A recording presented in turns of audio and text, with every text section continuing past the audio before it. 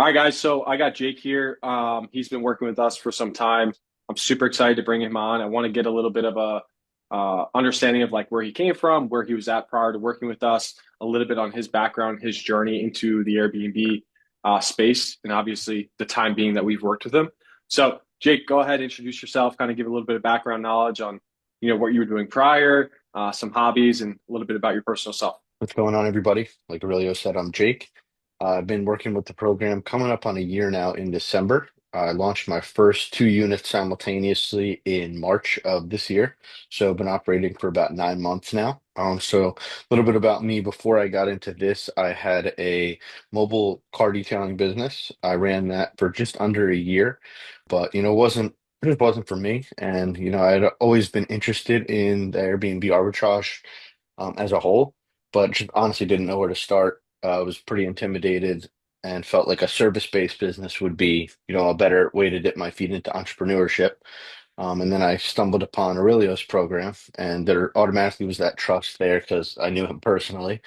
So, like I said, about a year ago, joined onto the program, went through all the modules, and just like that, was able to land two properties, and it's been off to the races ever since. Yeah, heck yeah. I know, Jake, that like you kind of always had this like entrepreneurial mindset, prior to working with us. Like you said, you had the detailing business and things of that sort. I guess like discuss a little bit more on like what you were doing prior to working with us, like before you even got into Airbnb. Talk a little bit more upon like what you were currently doing, the jobs you were operating or working as, and like discuss a little bit about that. Yeah, so even before the detailing came into the picture, I was working at a restaurant doing about 65 hours a week, just an assistant manager role. It was good money, but kind of led me into looking more into business itself rather than working for a business and wanting to have something of my own. I have nothing against working long hours, around the clock, but when you're doing that, you want to own a piece of it. You don't want to be, always feeding somebody else's pockets. So just after a while of doing that, wanted to, start up my own thing. Yeah, 100%. And I guess for you, like, what was like the turning point for you? Because like, obviously, still as an entrepreneur, like you're doing extremely well right now, right? And like you have 10 properties, but obviously you are putting work into growing and sharpening iron anywhere parts of the business, whether it's the foundation with employees or scaling, getting more properties. So what was really that turning point for you that made you kind of just be like, hey, you know what? Like, I need to get into something and I need to kind of step into the unknown and actually build that foundation for yourself and kind of get a piece of something like you mentioned. It's a great question. I guess I would say, honestly, just being tied to a schedule, like always Mm, having to report somewhere at a specific time and follow somebody else's rules kind of made me turn that corner to, wanting to have something where I'm in control. And, like I said, I had the detailing business, but that kind of opened my eyes to there's a huge difference between running a business and working, in the business. So, mhm. working in the business, having to schedule jobs, get clients, market, do financials, all of that, and have to fill the jobs, clean the cars out in the cold and the heat, things like Yeah. that. So that really drew me into the Airbnb program where, it's still a ton of work. There's a big misconception that it's not, it's very passive, which it can be, but that's long time down the road. Yeah, and it's funny you say that because I think like so many people have this perspective of, I want to be a business owner, I want to own a business and like actually start my entrepreneur journey. And then they find themselves kind of staying stuck inside their business, right? As like an employer, right? They don't really find a way to pull themselves out or buy their time back, even as a business owner. And I feel like you kind of had a really good perceptive or perception, let's say, as far as what that was like on the detailing side of things, right? You were, like you said, you were cleaning cars in the cold, you were running the finances part of it. You were pretty much still working as an employee, even though you were a business owner. You know what I mean? And so many people have that like that viewpoint on entrepreneurs, like, oh, you could just start a business and like only spend, 5, 10 hours a week. When it's really not that way. Like you gotta put systems, teams, operations, automations in place.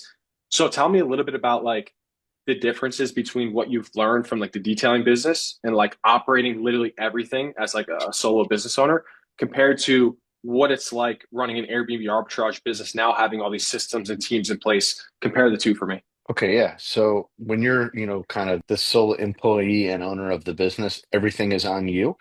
Hmm. And it's hard to, I guess, not burn out because there's a huge Hmm. physical aspect as well as a huge mental aspect to it. And then how I Hmm. would, compare it to this arbitrage business is it's mainly mental, it's not very physical aside from setting up the apartments myself, which, is definitely not as taxing as fulfilling multiple details 7 days a week. But one thing that I definitely noticed the difference, and I personally really enjoy, is the aspect of, building a team and building relationships Yeah. with people. So I Hmm. would compare the two in the detailing business. You want to build a relationship with your clients, which obviously you want to do the same, but it's a little bit different, especially with Airbnb. A lot of the times you're only hosting a person once. They might, and I've had the experience where I've had people come back and stay with me a few times because they have recurring business in my market. But Hmm. the the team you're building is the people beneath you and beneath you figuratively. I don't Hmm. mean beneath you in any other kind of way, but you have your cleaners, your Yeah. handymen, the property managers and landlords that you work with. And that's would be the biggest difference, I would say, is like real relationships with real people. And I get a lot of enjoyment out of that, out of, nurturing those relationships and growing them. Yeah, and I think that's a really good point because like you probably learned a ton, like at least from my point of view, and I want to get your input on this as well. When you were kind of operating the detail business compared to like where you are now, running, leading up towards like a six-figure Airbnb portfolio, the difference between like building those skill sets and sharpening those tools to figure out how to hire, how to train, how to even fire, right? And do all of these things, was that kind of a new skill set that you tacked on to like your jack of trades, let's say, compared to like what you were doing prior to detailing? Because like yeah, you know how to detail cars, you know how to like maybe market a little bit from a basic standpoint, but now it's like now you're running a six-figure Airbnb business and you have to have a team under you to only work so many hours a week and actually make it worthwhile, let's say, you know what I mean? So what skill sets did you kind of sharpen or even like add on into your stack like as you kind of stepped into like the Airbnb business? Yeah, absolutely. That leads perfectly into how I had a cleaner that, it just things weren't working out. She had tons of properties and I really wasn't the priority. So that was my Mhm. first experience having to, I guess fire somebody.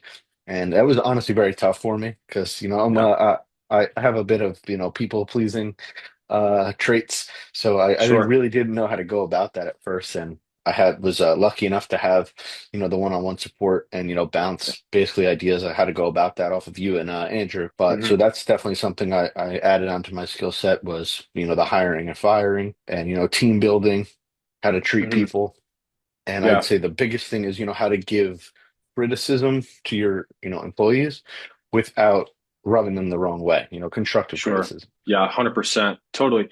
And for me, it's like, I know I kind of told you this when you were down here in Miami with me. It's all about like the company culture, right? Of building that company culture around your business, around your company, and like implanting the seed in your employees, in your cleaner's brain, and in their mind of like where you plan on taking the business and the company and like where you foresee it going. And like basically paint a picture in their head of like getting them to buy into you and buy into the company. And I think that's where so many entrepreneurs struggle, right?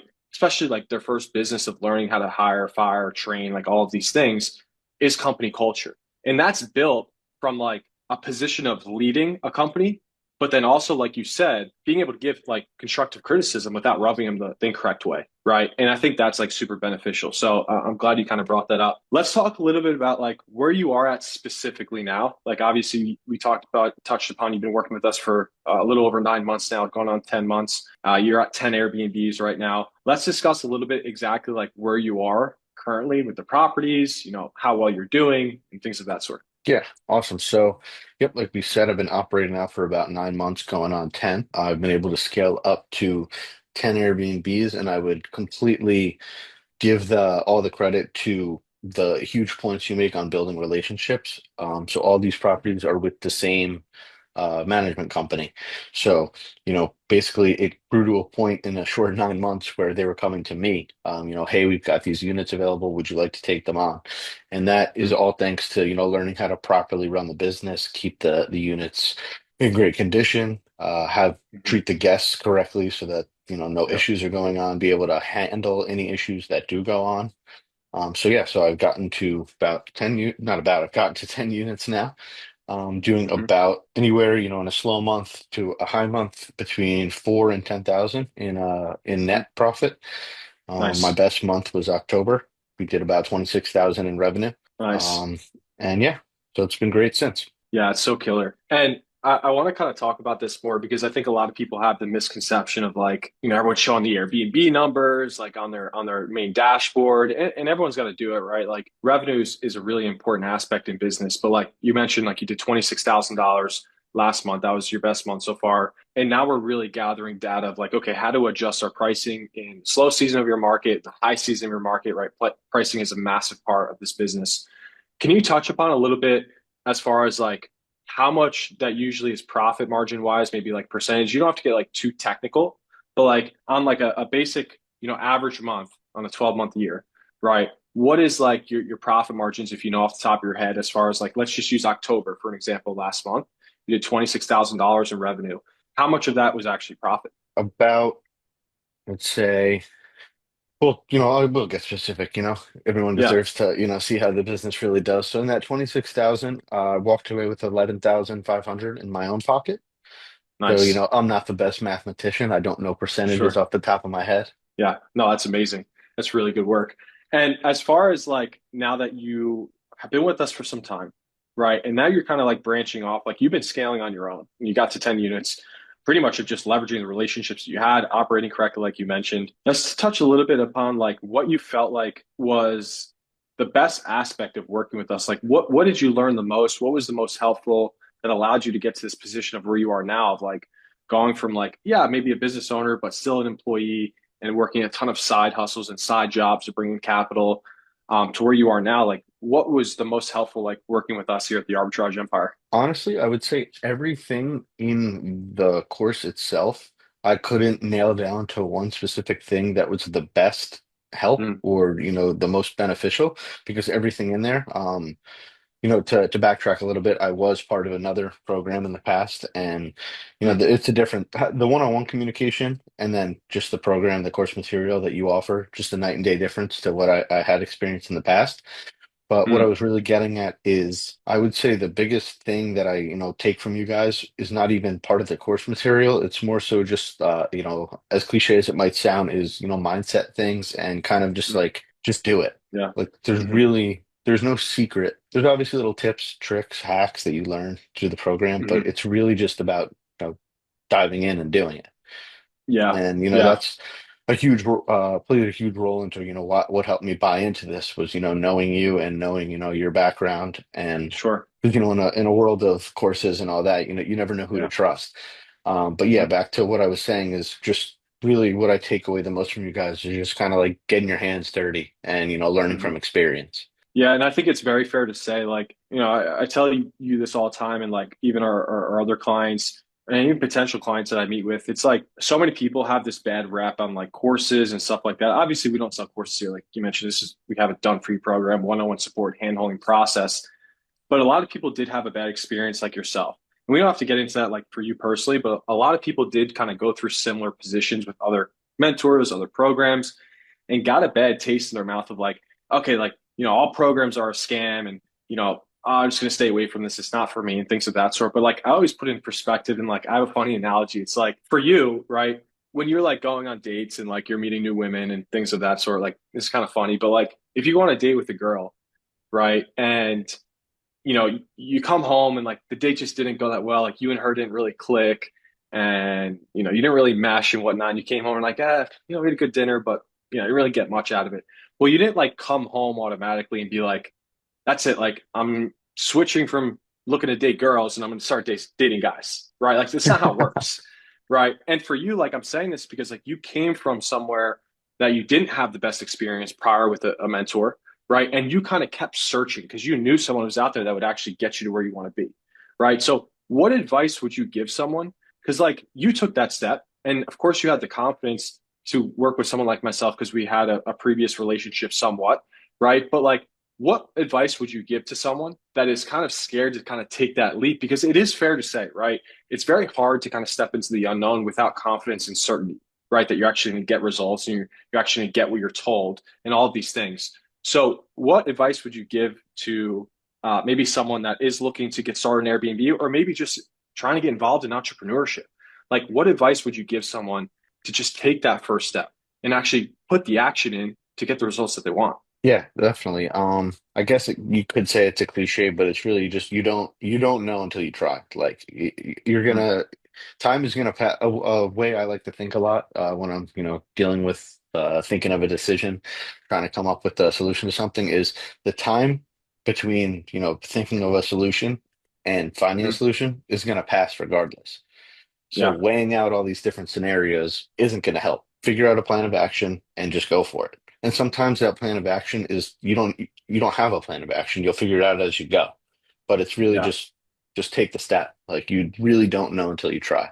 And the whole time in the beginning, I didn't know how this was going to work. I'm setting up my first Airbnbs. I mean, I've set up all 10 by myself, but I'm setting those up and I'm like, you're always going to have those, doubts. And I'm sure. like, what if this doesn't rent out? And if Yeah, I let that hold me back, we wouldn't be on this podcast right now. I wouldn't have just, flown out to Miami. You don't yeah, know until you try. So my yeah. biggest piece of advice would just be take the step. Like, what's the worst that happens? You're working at McDonald's? Not that bad of a job anyway. Yeah, I know. I know you said something super important, like always having the doubts, which I think is very common in entrepreneurship, right? But would you say, like working with us and like when we were helping you pick the market and we were helping you as far as doing the market research and teaching you that process, that before you even signed your first lease and of course as you were growing and scaling, that through that process of us working with you of identifying how to do the due diligence and like I said, all those things, did that give you more of a certainty and more of a confidence behind like your action taking that like made you basically put one foot in front of the other and be like, you know what, like we have enough data that backs up like this unit is going to profit and this market is going to do well? Do you feel like that process that we took with you before you signed the lease like gave you that certainty to be like, you know what, like I have to take this, I have to take this risk and I have to step into the unknown and get this thing going? Absolutely. Having people that are quote unquote professionals in the space present to you like a market that, I mean, first of all, it wasn't even like you guys came to me and said, hey, you have to go to this market or this isn't going to work. You gave me you listen to my opinions on where I wanted to, try to go, and then you advise me on what works and what doesn't. And, Yeah. getting, like I said, that professional background of market research and, what works, what doesn't work in certain areas, maybe Mhm. what size unit does better, go for a Yeah. one, maybe go for a two, you don't know. And Yeah. getting all that information from you absolutely gave me the confidence to dive in. And I will say, building off of that, as I've continued to be part of the program, what really gives confidence is the group calls, because I go into the group calls when I have questions. I do have my one-on-one support with Andrew. I have those calls weekly, but even if I don't have anything to ask, everything's going well that week, I still pop into those group calls because Yeah. you never know what you're going to hear somebody else ask or what's going to be brought up. And a lot of times when Mhm. there's some struggles you might be going through, somebody brings up that same topic and they're in a completely different market in a different part of the country, Yeah. but it kind of just like it eases the stress you'll have. You're like, oh, okay, they're going Sure. through that too. It's completely normal. Sure. Yeah. Yeah. It's a good point. Okay, cool. Talk to me, bro. What's like your plans for the future as far as scaling, like where you want to see yourself a year from now? Like talk to me about like some of your plans and what you got into fruition right now. Yeah, so I will say that this past trip we just had down to Miami kind of fired me up. I was gonna sit back, maybe try to collect a little bit of profits, pay down some of that 0% debt I have. But after this trip, I'm like kind of open my eyes to what is possible with this business. So gonna Yeah. continue scaling right now, try to close out the year with another two or three properties, and then Nice. through 2026, plans to be at minimum 20 units by the end of next year, hopefully 25. That's the stretch goal.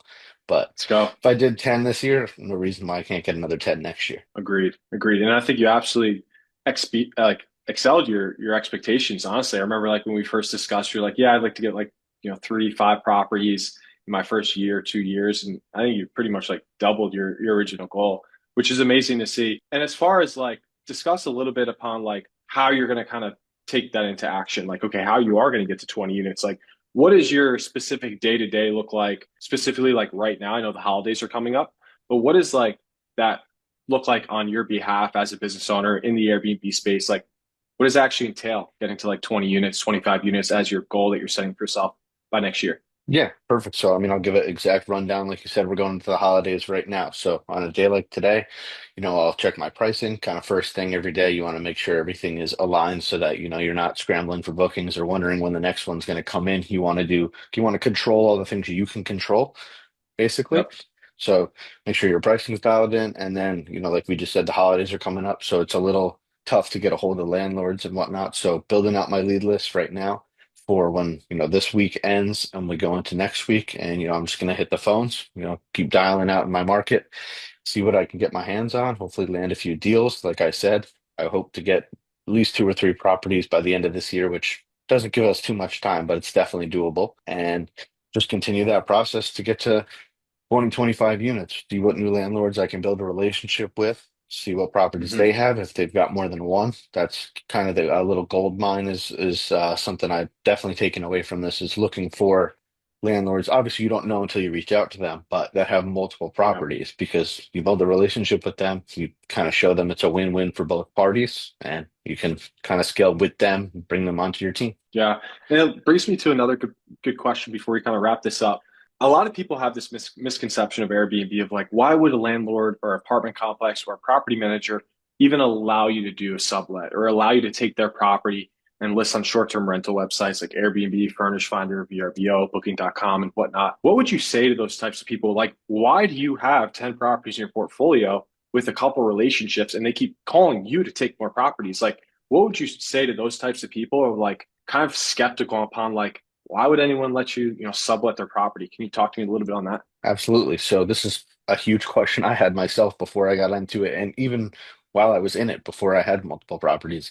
So basically, the main thing is these people that are either landlords, property managers, people that work within a company that might have 1,000 properties across the country, they're looking to get their vacant units filled. They have a rent price Yeah. for a reason. So if you're in there fulfilling their rent price, taking care of the unit, they're not looking to run an Airbnb business. There's way Yeah. more involved than just taking some photos and listing it on Airbnb. It's a whole Yeah. separate business. And on top of that, the average tenant is, they're not having a professional cleaner come into their apartment. That's kind of a luxury that most people that are, Hmm. renting the kind of apartments we target are not, splurging on. So Yeah. with our business model, after every reservation, we have our cleaning teams come in and do a professional deep clean of the apartment.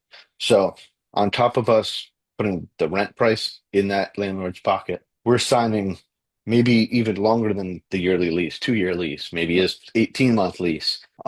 So we're keeping the rent in their pocket. We're keeping it, maintained, clean, Hmm. and it's a business for us. It's not Yeah. just an apartment. Yeah. Yeah. 100%. That's good. Okay, cool. While we're kind of coming to an end on this, two final questions I have for you. I want to kind of put something in perspective with you and kind of first off, like congratulate you, bro. Like I know you came down here. We were just together, kind of looking at some stuff on your Airbnb portfolio side of things and like your journey of where you started, where you are now. So first off, like congratulations. You've been absolutely crushing it, right? I know obviously um, we want to continue going, right? You want to get to 20, 25 doors and obviously onward. What would you tell yourself, like the Jake, a year ago, right? Before you started working with us, before started having 10 properties and doing all these things that you're doing now, what would you tell your past self a year ago with what you know today to kind of help you kind of take that step forward and step into the unknown? Like I keep saying, like what kind of insight and advice would you give the Jake, a year ago from now? Honestly, I would say the first thing would just be, just keep doing what I'm doing. Mhm. Obviously, it's coming to fruition. It's worked out well.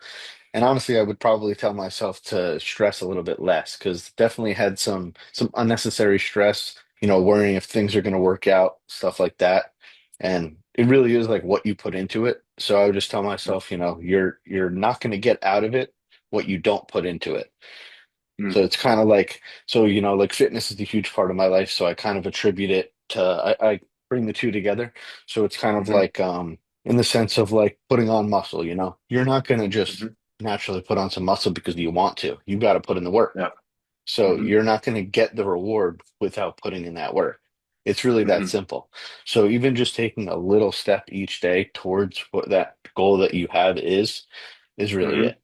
So A lot of people, think they need to do everything all at once. Like, oh, I need to go get 10 Yeah. properties next week. But it's not like that. And operating like that leads to burnout. So Yeah. really just putting one foot in front of the other, making small progressions each day, each week, it all really builds up. Yeah, 100%. Okay, cool. And now, last question I have for you is like, and we kind of touched upon this, but I want to kind of get your perspective on this as well. What advice would you give to someone that, and this isn't even just goes for like Airbnb arbitrage for someone that wanted to start this, like, I'm talking about all business models out there, right? Things to get into to actually buy back your time and kind of create this own foundation for themselves. What advice would you give to someone, right, that's like kind of on the fence and like maybe has been thinking about it for years, right? They want to leave their 9 to 5 and do all of these things, or maybe just make an extra couple $1,000s a month that's going to allow them to take the vacations and allow them to live a little bit better lifestyle than what they do. So, like, what advice would you give to someone that may be watching this that's on the fence about taking that leap with what you know now? Because like you're a completely different person from like 10 months ago to where you are now. And like that's a pretty short time period of like building that business mindset and getting to where you are now. So with the skill sets that you've developed over the past 10 months, what advice would you give to someone in the mindset that you're in that's like kind of on the fence and scared to take that leap? It may be similar to like what you tell your past self, but like someone that is really scared and fearful to step into the unknown. With what you know today, what advice would you give them? It kind of goes back to what I was saying before, and it might sound, a little woo-woo or whatever, but the time is going to pass regardless of what you do. If you stay at Mhm. your job that you hate, or you stay in a relationship that you hate, or whatever it may be, that time is going to pass regardless of if you want it to or not. So Mhm. put yourself in the shoes as best as you can as the future person Mhm. and just look at it from that frame. Like you can stay the same and nothing is going to change because if you don't make changes, no one's going to do it for you. Unless you're 5 years old. Nobody's coming to save you. It's a cliche, Yeah. but it's the truth. So Mhm. really just think of your future self and where you want to be and do your best to envision that person and Mhm. kind of work backwards from there. Maybe Mhm. if this is what you need to do, write out a list. What are the steps you need to take to get to that person? Work backwards. There's all your action steps. It's really that simple. It's really just Yeah. about doing it. Dude, that's such good advice. And yeah, I mean, I think you mentioned something like as we wrap this up, it's like if you don't change, nothing's going to change, right? And so many people, it is cliche to say, and I think pretty much everyone and their mother knows that, right? But when they come to an opportunity that they're facing, the difficult part is not knowing that they need to change, but it is making the change, right? And there's a difference between knowing and doing, right? And that's where I feel like so many people do struggle. And I'm glad you kind of brought that up because it is super important of like not just knowing what you need to do, right? But actually doing it, right? Because that's actually what's going to get you the results that you want and you're looking for. So that's good stuff. Listen, I appreciate it, Jake. Thanks for coming on, kind of sharing and telling us your journey of like where you were prior to working with us, even prior to getting into Airbnb, right? And what you were doing before then, and kind of sharing us your journey of like where you are now, what you've learned, what advice that you've taken, not only just from Andrew and myself, but advice from your or learning about yourself through this process, which is also super important. So I appreciate you kind of sharing your perspective on that and keep crushing. All right, bro. Thank you, man. Appreciate everything you guys have done for me. Absolutely, brother. Keep killing it.